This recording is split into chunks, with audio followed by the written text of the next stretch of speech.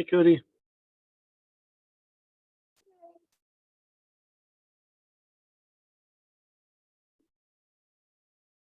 Well,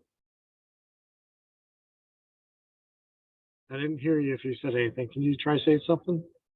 Oh, There you go. I can hear you. okay, good. Thanks for sending out that email. I was in the tech team and Darian said, "Oh, I got two Zoom links. Which one do I use? They're different." So we're like, "Oh crap!" We realized that the Lacey link was still going out. Oh no. Okay, yeah, I'll just I'm keeping an eye on my email. And if if there's any issues, I'll get people in. Yep.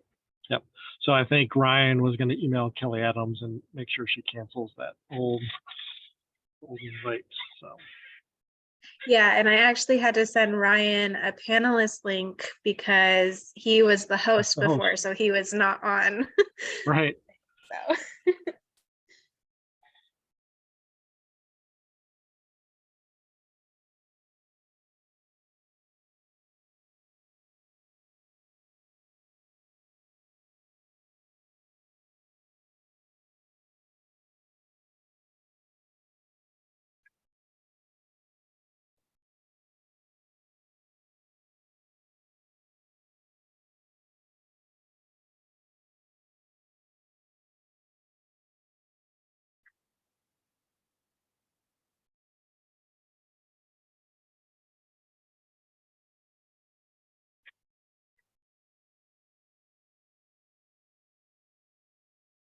So I'll see if anyone, how will we know if people are on that other webinar? Just sitting there waiting.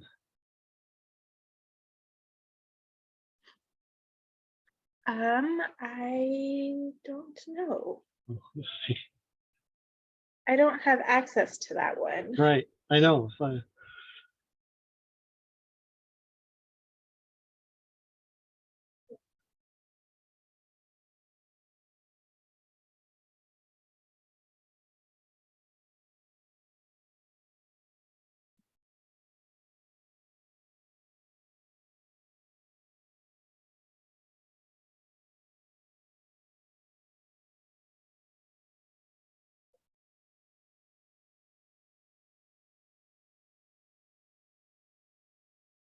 we don't get anyone joining us here, maybe I'll go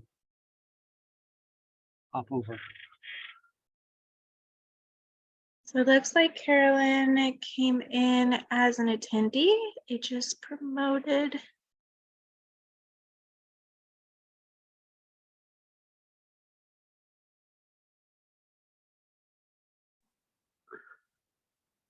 Hey, Carolyn. Hey there.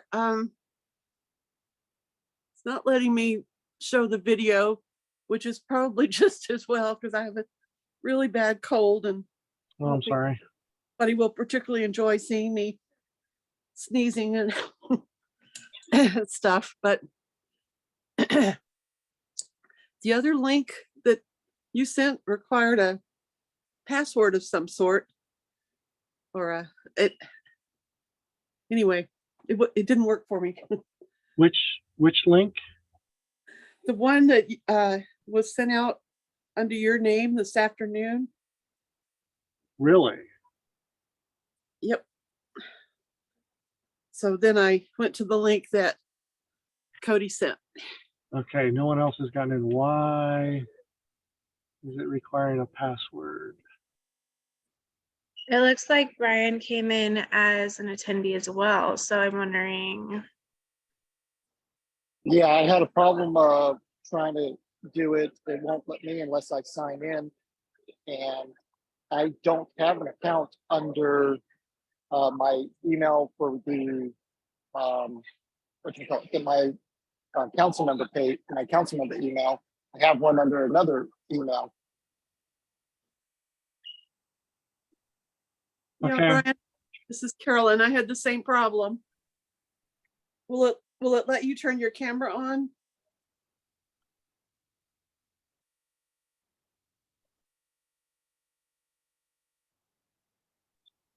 No, it won't allow me to start the video because it says the host has to allow it. Okay, same problem at my end too. Cody, is that something you can see that you can do? Yes, well, I'm looking in the back end just real quick, trying to figure it out real fast.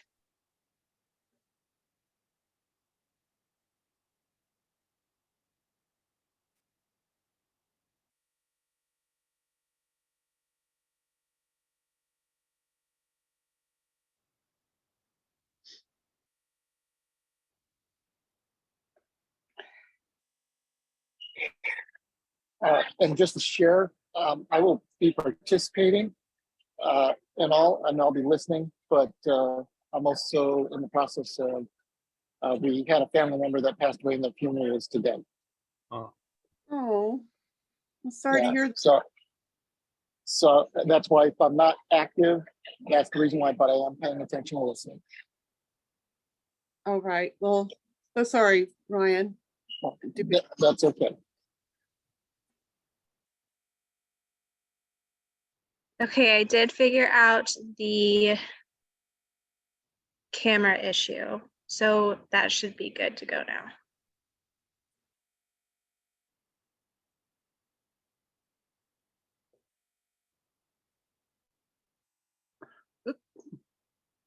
All right. We got that far.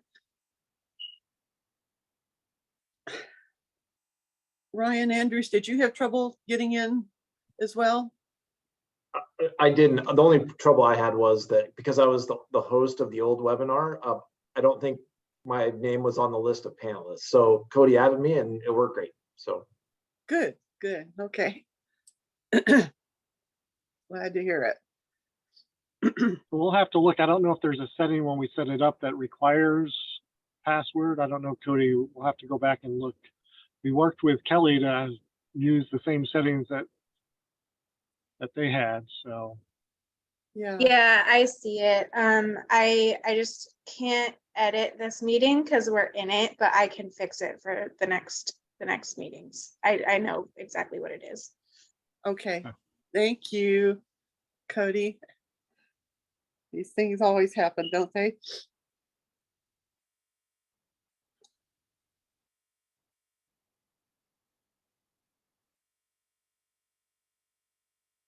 is there a password embedded in there, Cody, or do people need to log into a Zoom account, or what? Is there something we could send out for folks? Is there a simple, is it the same code for everybody, or is it customized, or do we know? I have no idea. There's just a checkbox that I see in there that says require panelists to authenticate, which I'm assuming is that process, but I don't know if it's all the same password or whatever. Because I just clicked and entered the way I normally do. Wasn't required to put in a password. Okay. Here comes Danny. If we Hey, Zoom is Good. super weird. It made me like create an account. Oh. Did it do the same for y'all? yeah. Okay. So it might take a minute for everyone to come in. So we were just talking, yeah, trying to figure out why that was happening, and so Yeah, it was weird. I got 2 Zoom links and then it made me create an account. Now you guys just saw how messy my dining room is because my blur wasn't on. There you go.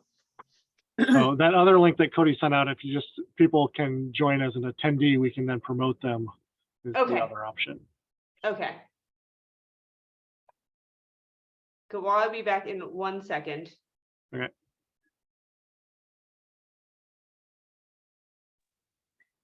Just so you guys know, I I have a bad cold, and so I'm gonna probably be muting and maybe turning my video off if things look too disgusting. So just fair warning. Hi, Rich. Hi, Carolyn. Nice to see everybody.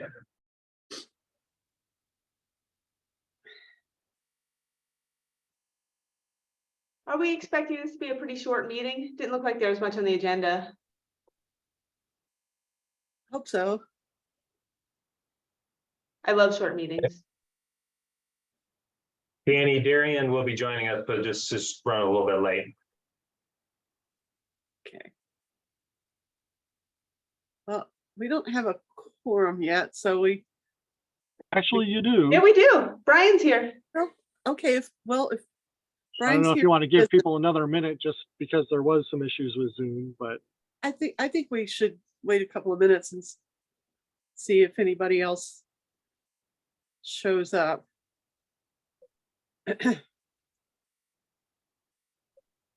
There's Jennifer. Hi, Jennifer. Hi, everyone.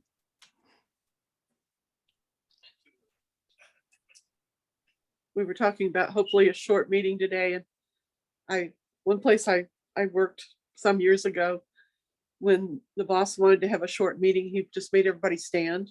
There were no chairs. So I'm standing right now. there you go.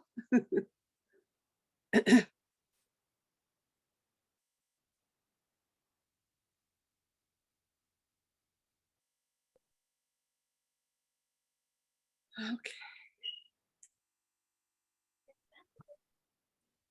Let's give it one more minute and then we'll start.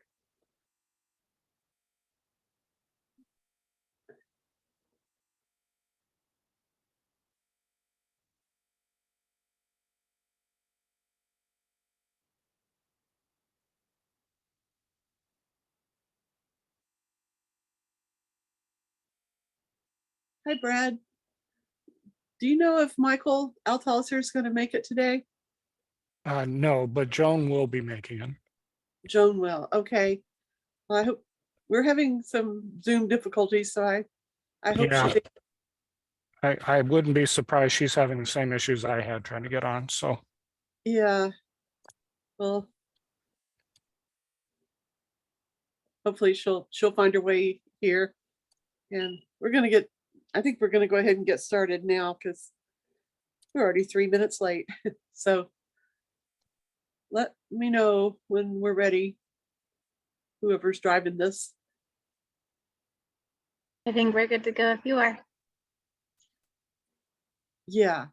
So are we recording yet? Yep. Oh, okay, good. All righty. Well, hello and welcome to the June 14th, 2023 meeting of the Thurston Regional Housing Council. I'm Carolyn Cox, representing City of Lacey. And we have a small group here, so I think I'll just go around the screen. Thurston County, we have Tom, you want to introduce your group? yes, good evening. Tom Webster with Public Health and Social Services with Thurston County, and I think. And then Cody Anderson is our support staff for tonight. And I'm emailing Commissioner Mejia and Ramiro to let them know about the link, and we'll see if should be able to join Okay. us. And I failed to acknowledge we have from City of Lacey, Ryan Andrews, our planning manager, and Jennifer Adams, our new housing coordinator. So welcome. And let's go to City of Olympia.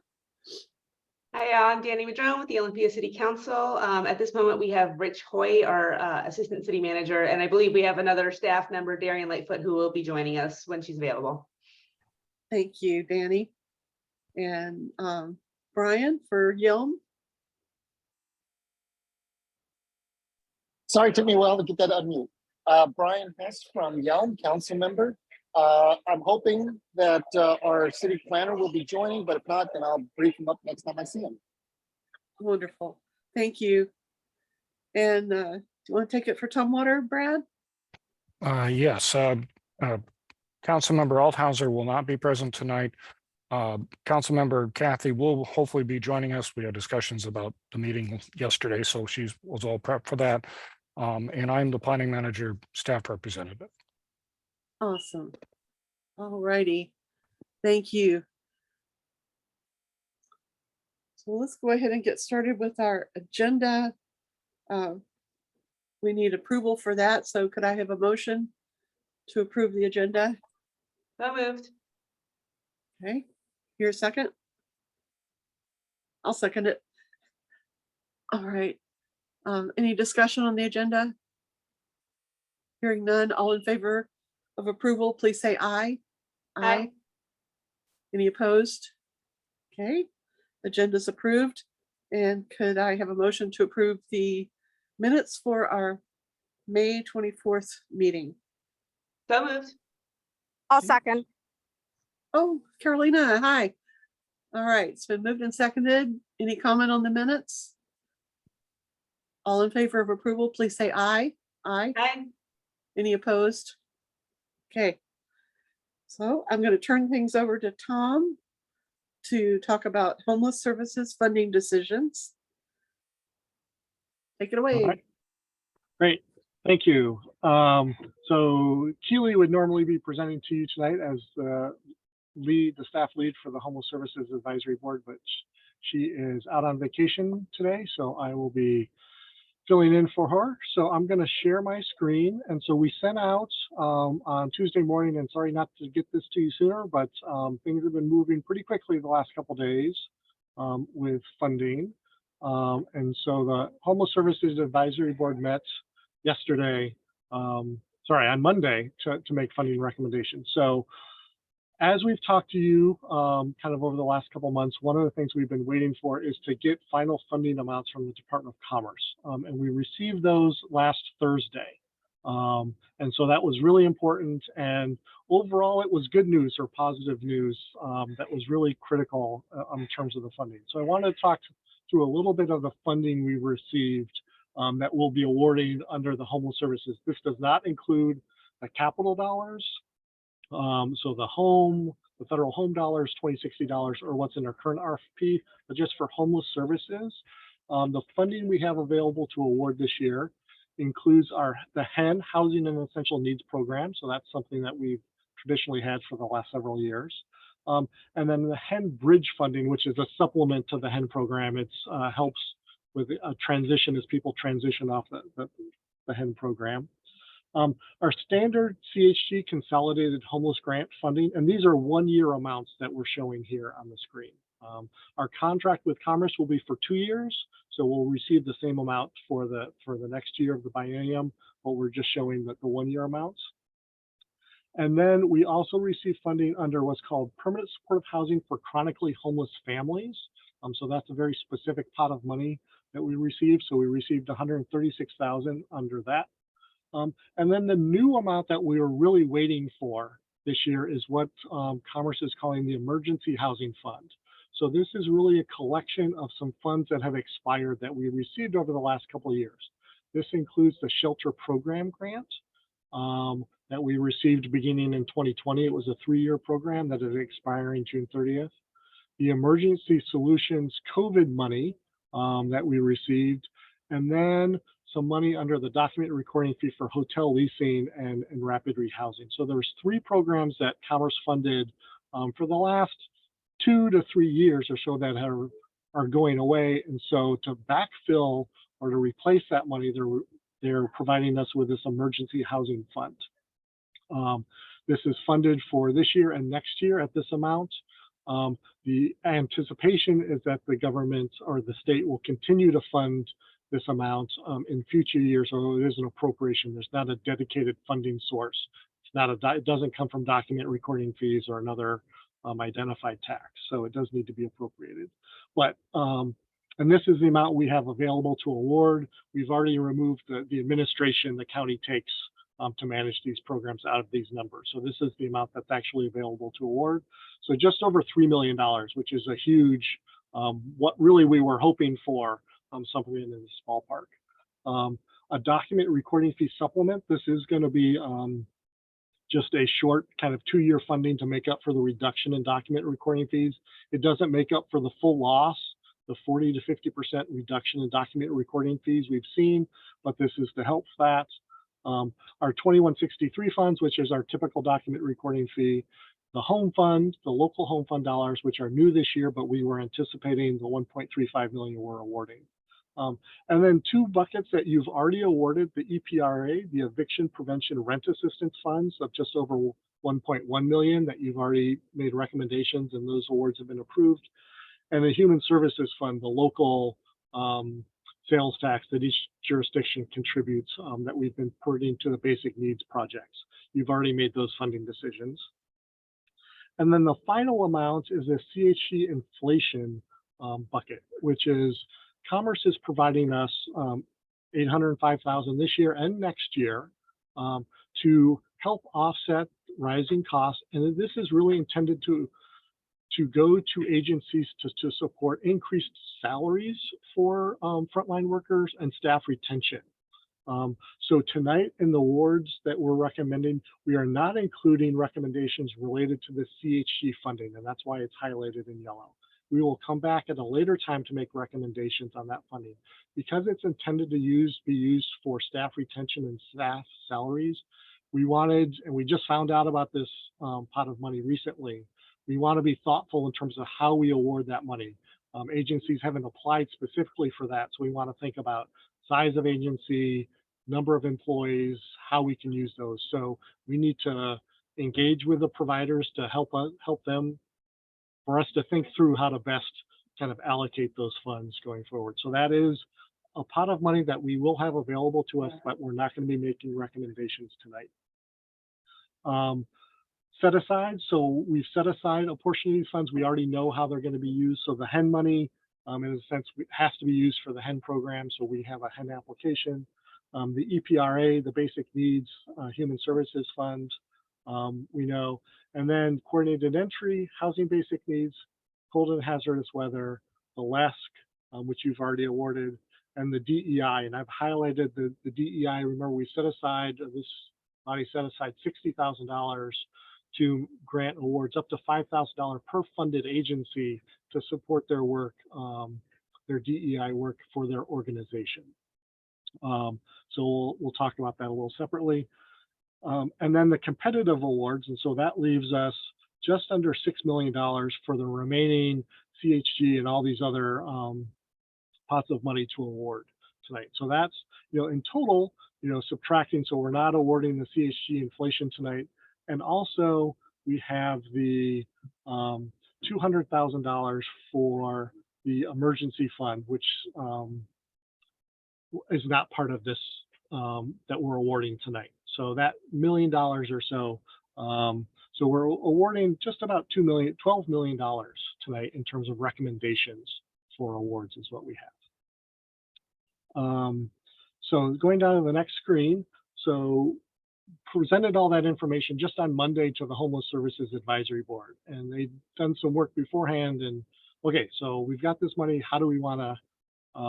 What recommendations do they want to make? So I'll talk through this spreadsheet, and please jump in with questions kind of as I go. So on this first, we're looking at the set asides. So this is organized, the set asides up top. So coordinated entry, we set aside $250,000 for coordinated entry.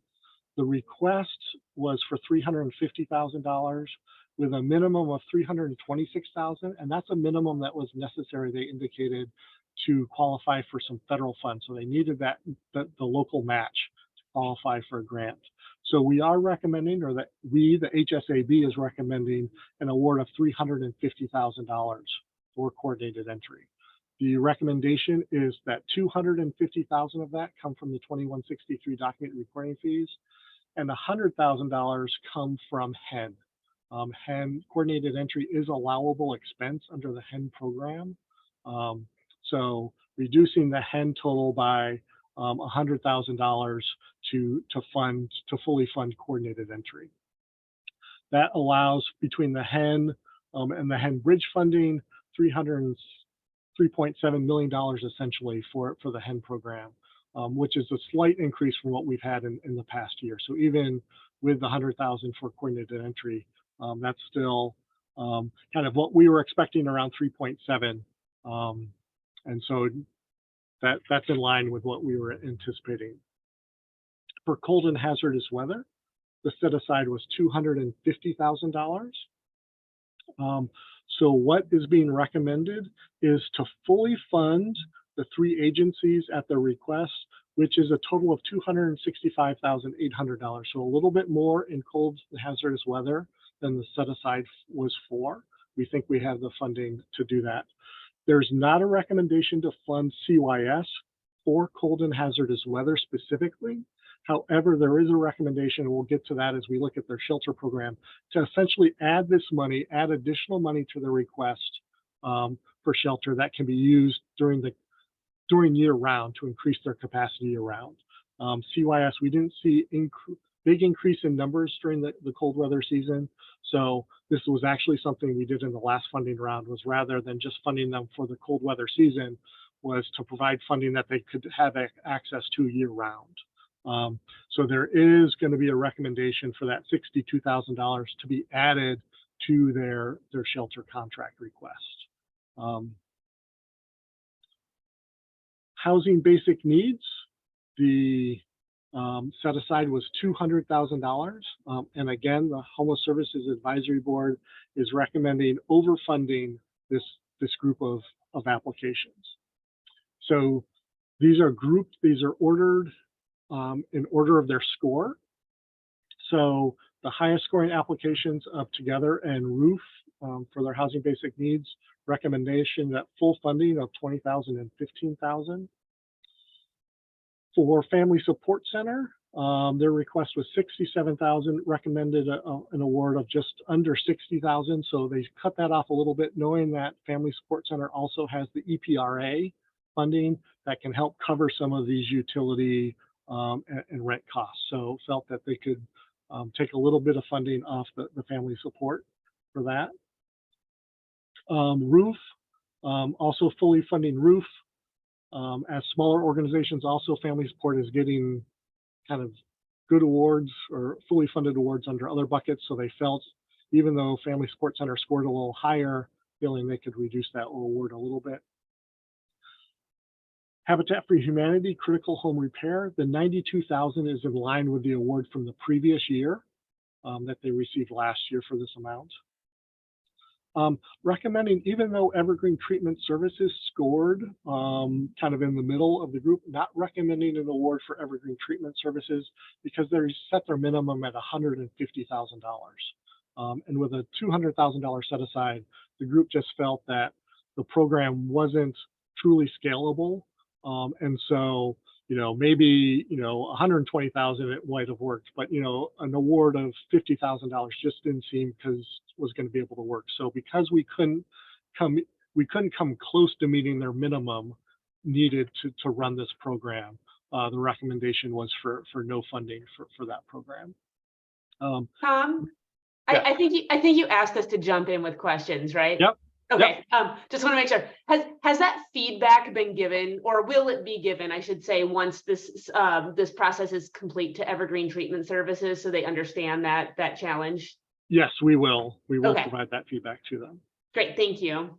Yep. Hey, Tom. I'm trying to also promote Ariel, but she has her hand raised.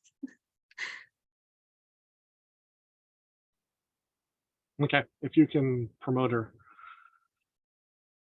You should. Okay. Yeah, Ariel, did you want to add something? And quickly, Tom, if you could also promote Joan. She's also in the attendees list now. She just joined. No, I apologize. It was an accident on Zoom. All right. So I'll keep going, but please jump in. So Rebuilding Together, the $28,000 is in line with what they received previously. And then sidewalk. So there's a lot of conversation about sidewalk. And so even though they were one of the lower scoring, there was a feel that it was an important organization that we haven't funded sidewalks for a couple of years. It was an important program, and so recommending a $40,000 award for sidewalk. So that is $270,000 in basic housing basic needs. So over that ask of $200,000 is the recommendation from the group. So those are the kind of the set aside buckets of funding. Then And we get in. Tom, Yes. So just to be clear, like whatever is over the set aside amount just comes out of the competitive awards. Correct. The total. Okay, thanks. Correct.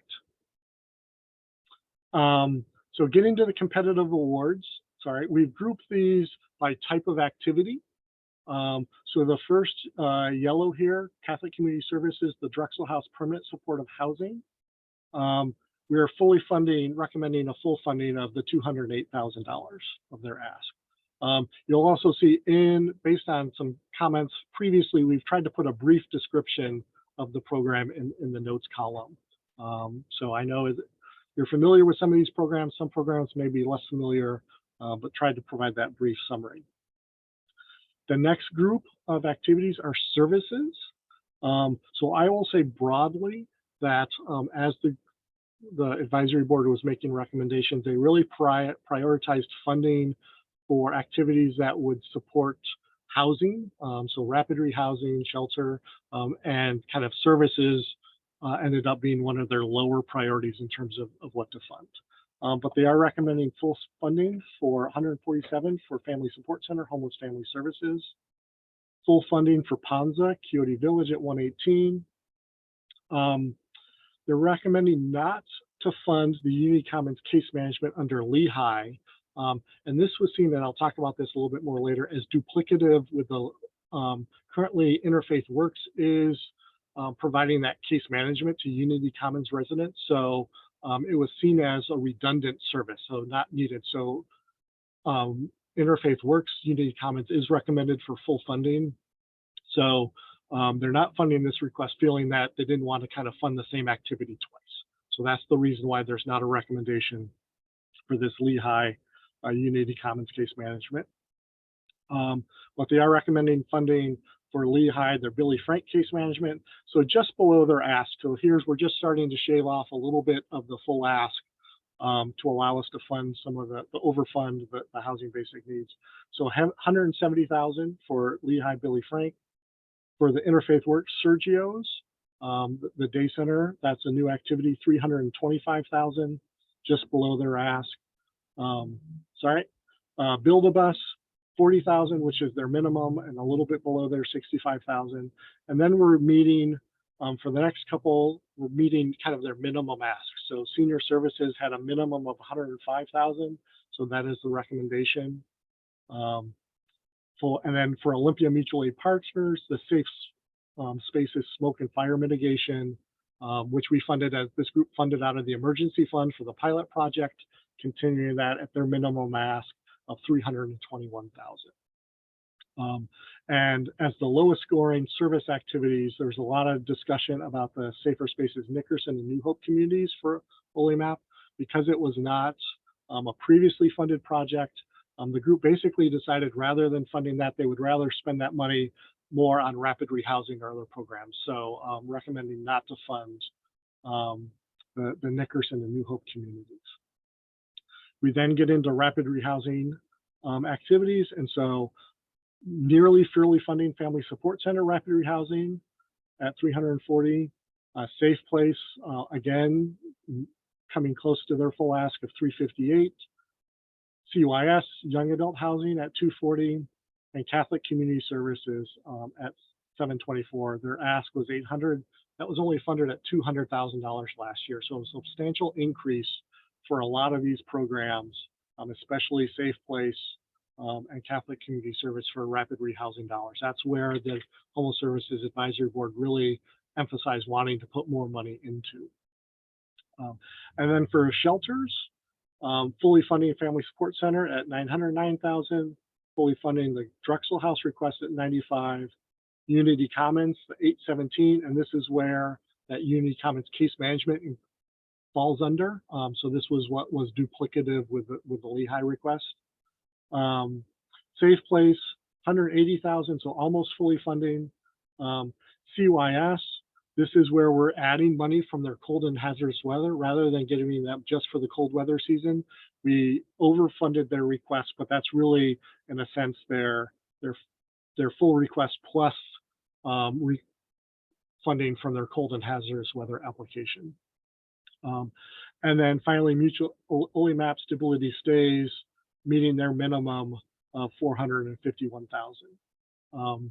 One of the things I'll kind of say to wrap up is with that emergency housing fund we received from Commerce, the direction, the emphasis was to maintain existing services. So we really focused on trying to fund, and it was also a priority of this group to maintain existing services. So we didn't, everyone who was a current grantee did receive funding. So the only ones who did not receive funding were for newer programs, because the priority, both from this group and also from Commerce, was to ensure we were maintaining existing programs.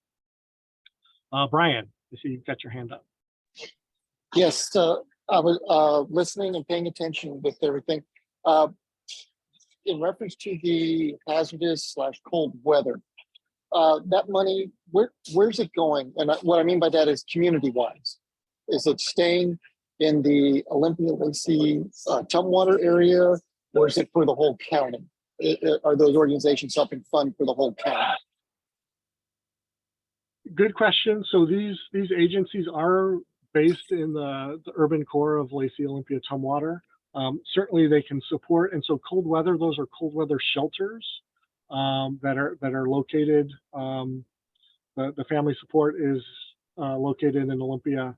Interfaith Works, they only open during hazardous weather events, and they will open up at Sergio's, which is based in Olympia. The Olympia Mutual Aid Partners, the shelter in place, that is available to do countywide. Anywhere in the county they're able to serve. So because it's not place-based, they go out to encampments. Most of those are in the Olympia Lacey Tumwater area, but they are able to use those funds anywhere throughout the county. And so because it's an outreach-based activity. Okay. So we do coordinate with Level Bounds Here. We know that Level Bounds Here also does operate hazardous weather. So we do coordinate with Level Bounds Here. But we have not provided them, they've not requested funding for any activities in the Yelm area. Okay, I was just wondering because Level Bounds being in Yelm, that's one of the few that I know about. I know Habitat for Community is working in Yelm, and so I figured the funding was that new group is going towards that as well. I just wanted to find out if anybody from Yelm was helping out, because I know when cold weather and things like that occur, we are trying to figure out how to open up sheltering locations in Yelm, and I just didn't know. Yeah, in the past, there has been good coordination with Deb from Level Bounds Here, who's worked with Interfaith and previously with Pipe to get supplies.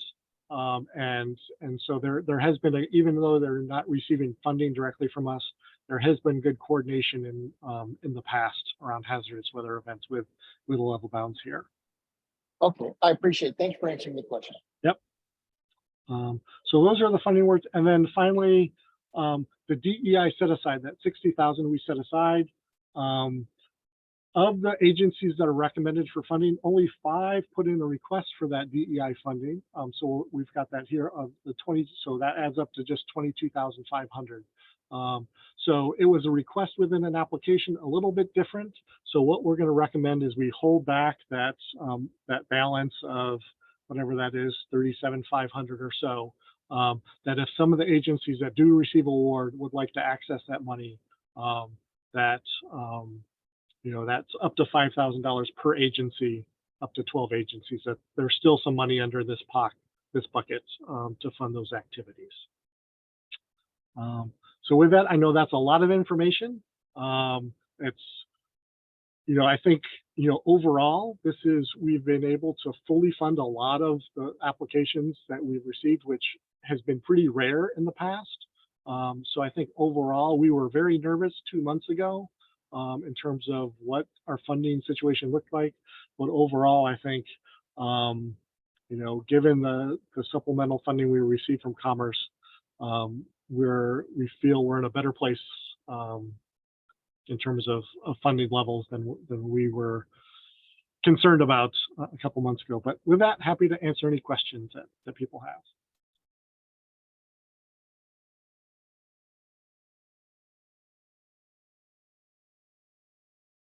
Danny? I don't have a question, but I want to say that I really appreciate how all this information is organized. It was easy to follow along, even though it's a lot of information. And what a relief that funding has come through for us. I was definitely feeling a bit panicky before, but that's all I have to say. I don't have any questions for you. Okay, Ditto, Danny. great. Brian, is that a new hand raise or is that your from before? That's from before, but I don't see how to lower it now. There we go. Thank you. All righty, good. Anybody else have questions for Tom? Well, I'd like to acknowledge the work of our advisory committee and county staff. This has been, I mean, I've been doing this work for a number of years now, and I think this has probably been the most challenging one I can remember for having to invent new processes and scramble to get funding out. So congratulations. I am really pleased with what has been put forward here. Would anybody care to, are you ready for a motion, Tom? Ready when you are. I move Okay. to approve the recommendations. All right, Danny, thank you. You're a I'll second? second. Okay, great. Any other discussion? Okay, hearing none, all in favor of approving the recommendations for homeless services funding, please say aye. Aye. Aye. Any opposed? All right. Thank you all. And I guess that's it, right? Tom, do you? Yeah. Yeah, just to kind of next steps. So next steps are we will be taking these recommendations to our Board of County Commissioners next Tuesday, the 20th, for their approval. Some of these contracts will start July 1st, so we will get this out to agencies as quickly as possible so they know what funding to expect. They have been waiting anxiously for this information because staffing decisions depend on this and they need to kind of have programs ready. So we will work to get contracts out as quickly as possible to agencies. So I'll just kind of publicly say that even if contracts are not executed by July 1st, agencies that will let them know what funding source they're using and whether their contract will start July 1st or some contracts will also start September 1st. So we'll let agencies know that for those July 1st contracts, they can begin incurring costs on July 1st. Then once the contract is finally executed, we'll be able to reimburse for all those costs. We're still waiting for our final contracts from Commerce. They've notified us of the award amounts. And so we'll just, some next steps internally to make all this come together. So it will be a little bit of a scramble for agencies, but we'll move as quickly as we can. Thanks, Tom. And for those who struggled to get in late, apologies. There was a little malfunction with the setting for the meeting. And so we were all a little late getting to the dance here, so to speak. So I just wanted to see, because I recognize Joan Kathy is there, Ramiro. Do you all feel like you got enough of a sense of what we just committed to go forward? Okay, good. Well, with that, could I have a motion to adjourn?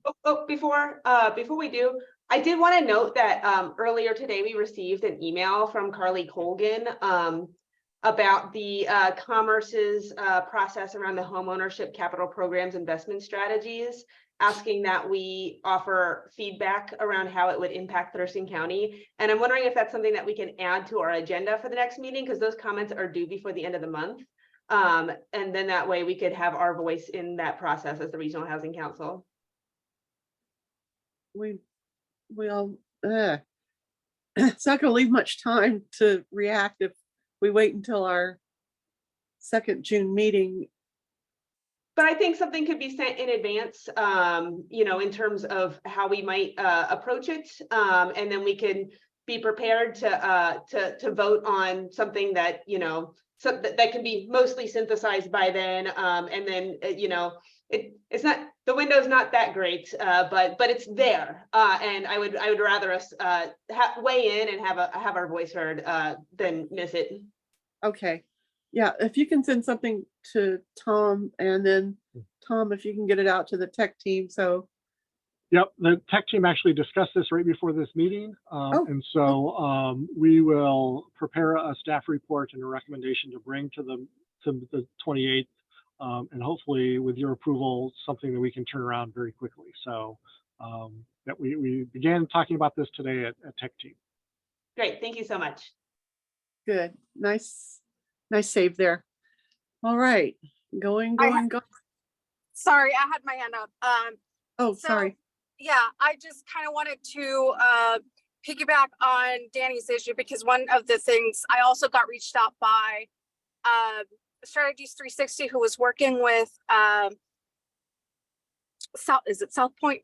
I do not remember. I'm blanking on the name right now. But it's the program that we funded earlier this year, and so they are also running through the same things. And so I know that Strategies 360 is working right on, because they demonstrated the same frustrations that Carly did in that email about a lot of the efforts are being put into more of a northern counties like King and Snohomish. And so just with that whole regional approach that they've said that they were going to do, it doesn't really demonstrate that. And the and their initial responses that they've given out. So just with that, I know that they have requested a letter. I know that from the board's perspective, we are, I'm working on a letter to present to the board to see if they're going to be interested in signing on to it.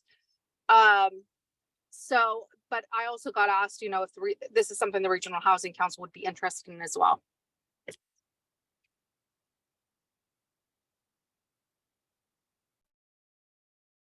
You're muted, Carolyn. Any thoughts on that? Yeah, I would just jump in and say, I think, and I looked at Jacinda and Darian because Olympia's weighed in on this as well, that there's actually two strategies. There's the home ownership strategy and then kind of another multifamily capital strategy as well. So I think there's two parallel things going on at Commerce. And so I think it would be appropriate to weigh on both of those strategies. And I'd look to Darian or Jacinda if they have anything, clarifications on that to add. Yeah, yes, that Olympia has weighed in, and we will also work with this body and with tech team to kind of pass on what we have weighed in on top in terms of the home ownership. Haven't said anything on multifamily, but I do think that it is very worthwhile and those changes could impact us.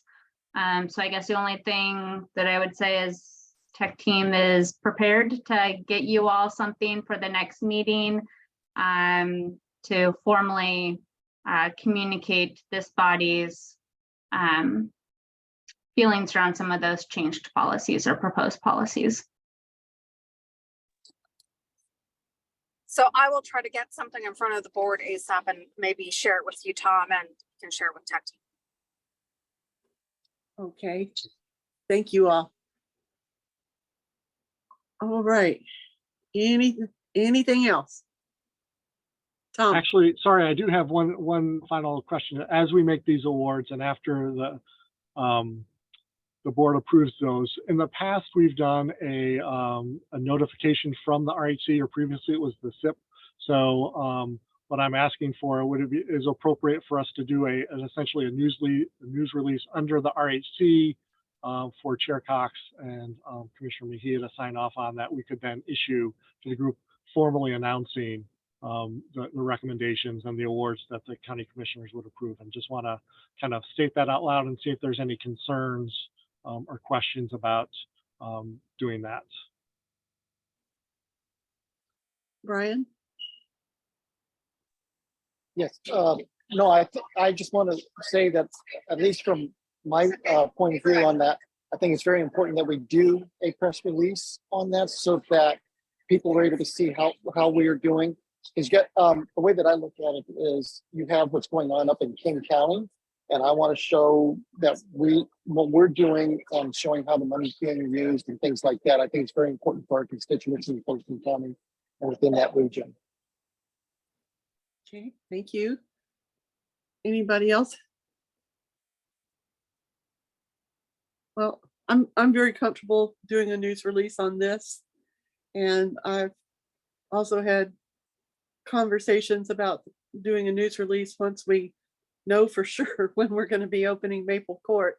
Sorry if we jumped the shark on that one, but yeah, I think we've been operating pretty quietly in the background, and it's time to let the community know what we're doing. So right on.